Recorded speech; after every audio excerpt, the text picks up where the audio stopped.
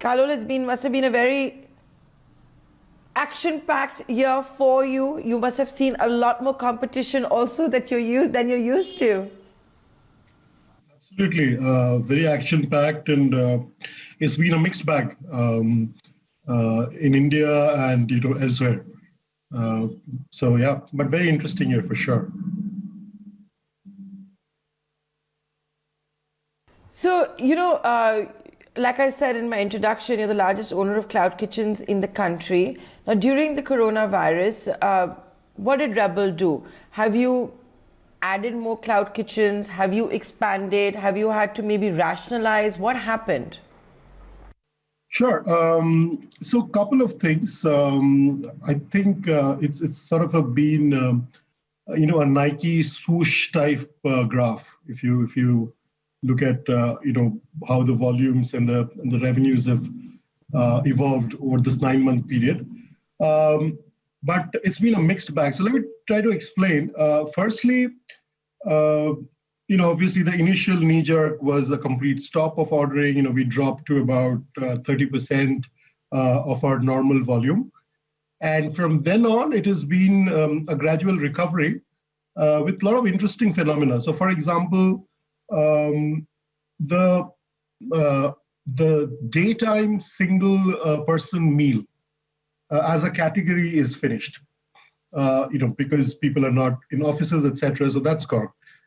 Second, on the whole, we've seen an increase in the average basket size as well as the bill.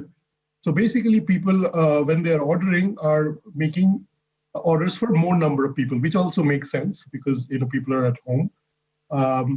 And thirdly, what we have witnessed is actually paradoxically a healthier economics.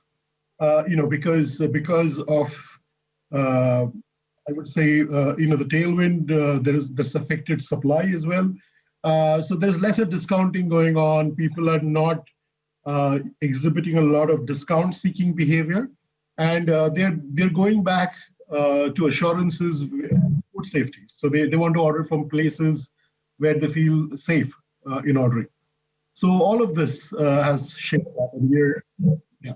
So you're saying that in a different way. Are you basically trying to say that also it's been a trying time for the restaurateurs, for the F&B industry, and I don't know how it's been for the cloud kitchens because that's been the buzzword also for 2020.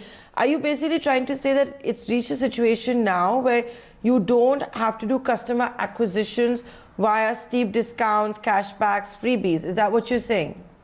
Exactly. That's not as effective now. So I think most players are staying away from that sort of promotion.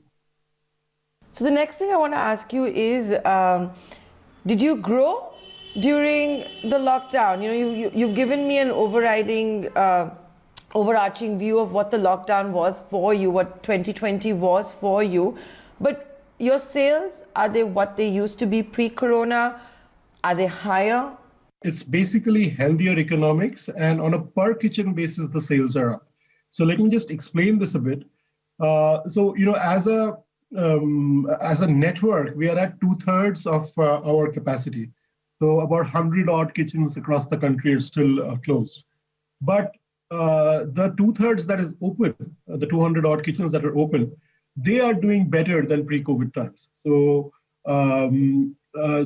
like I said, the tailwinds are favoring, the operations that we are doing, and wherever we are now gradually going back to opening the remaining part of our network as well.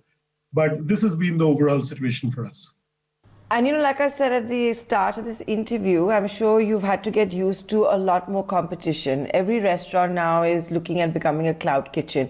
Any restaurant that was maybe even snobbish about delivery has had no choice but to look at delivery, look at cloud kitchen, tie up with players it didn't want to earlier. How was that part for you? No, see, I think delivery becoming increasingly important is nothing that COVID kind of precipitated. It was always a secular trend, and we were witnessing this across the world. That explains the presence of major food delivery companies in every country in the world. So I think that's not really changed. But like you said, the appearance of virtual brands, so people have actually started in the same restaurant where they were doing, let's say, just Chinese earlier. They have now started a Thai under a different brand name. Obviously, borrowing, we would like to think a leaf from our book, but but I think those are great attempts and those are valiant attempts. But see, a brand to be taken seriously, that it has to have two things. One is a scale, so it has to be available across a lot of places, and number two, consistency. So whenever you order food from that particular brand, so that's what so that takes time. So we haven't seen any competition emerge in that sense. We have had individual restaurants maybe starting another co-brand, but obviously they will take their time to settle in, and so I mean, at a locality level, maybe it's a threat, but at an aggregate level, we haven't seen any big competition emerge.